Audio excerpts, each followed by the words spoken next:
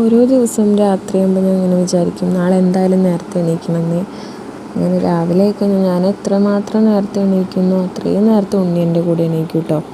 അപ്പോൾ അവളെ എണീക്കുന്നതുകൊണ്ട് തന്നെ അത്ര നേരത്തെ ഒന്നും എണീറ്റ് പുറത്ത് വരാൻ പറ്റാറില്ല.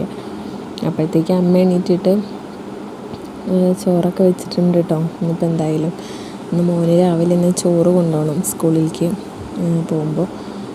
അപ്പോൾ അവന് എക്സ്ട്രാ ഒരു ക്ലാസ് ഉണ്ട്, അല്ലെങ്കിൽ ഫുഡൊന്നും കൊണ്ടുപോകാറില്ല കേട്ടോ. അപ്പോൾ നമുക്കിന്ന് ഓട്ടപ്പാണ് രാവിലെ. അപ്പോൾ പിന്നെ ഞാൻ ഓട്ടപ്പം ഉണ്ടാക്കാൻ നിന്നു കേട്ടോ. എണീറ്റ പാടന്നെ ചായ വെച്ചിട്ടുണ്ട്. ചായ നമ്മൾ കെറ്റിലാണ് ഇവിടെ കൂടുതൽ ഉണ്ടാക്കാറ്. നമ്മൾ മധുരമുള്ള ചായ ഉണ്ടാക്കും, പിന്നെ മധുരമില്ലാത്തത് ഉണ്ടാക്കും കേട്ടോ. അത് അച്ഛന് വേണ്ടിയിട്ടാണ്. പിന്നെ അത് കഴിഞ്ഞിട്ട് ഞാനിവിടെ ഓട്ടപ്പം ഉണ്ടാക്കുന്നുണ്ട്. അപ്പോഴത്തേക്ക് അമ്മ അവിടെ കടലക്കറിയൊക്കെ റെഡിയാക്കിയിട്ടുണ്ട് കേട്ടോ. പിന്നെ ഞാനത് കഴിഞ്ഞിട്ട് സോയാബീൻ ചൂടുവെള്ളത്തിലിട്ട് വെച്ച് കുറച്ച് നേരം, പിന്നെ വെള്ളമൊക്കെ ഒന്ന് കഴുകി വൃത്തിയാക്കിയിട്ട് ഞാനത് മസാല ആഡ് ചെയ്തിട്ട് വെച്ചിട്ടുണ്ട് കേട്ടോ. ഉണ്ണിക്ക് സ്കൂളിലേക്ക് കൊണ്ടുപോകാൻ വേണ്ടിയിട്ടാണ്. അവന് സ്കൂളിലേക്ക് കറി ഐറ്റംസൊന്നും അങ്ങനെ ഇഷ്ടമല്ല. അപ്പോൾ പിന്നെ സോയാബീൻ വറുത്തതോ മോരോ അങ്ങനത്തെ ഓരോ സാധനങ്ങളാണ് കൊണ്ടുപോകാറ് കേട്ടോ.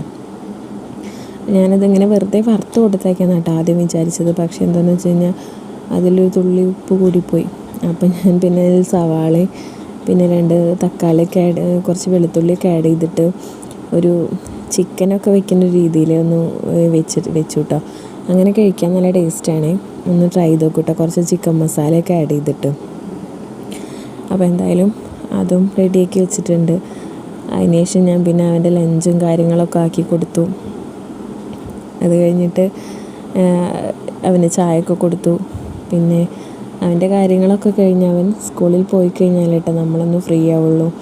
കാരണം അവങ്ങനെ എല്ലാ കാര്യങ്ങൾക്കും ഇങ്ങനെ ഓരോന്നിനും വിളിച്ചുകൊണ്ടിരിക്കും. അപ്പോൾ പിന്നെ ഇന്ന് ലേറ്റായിട്ട് പോയാൽ മതി.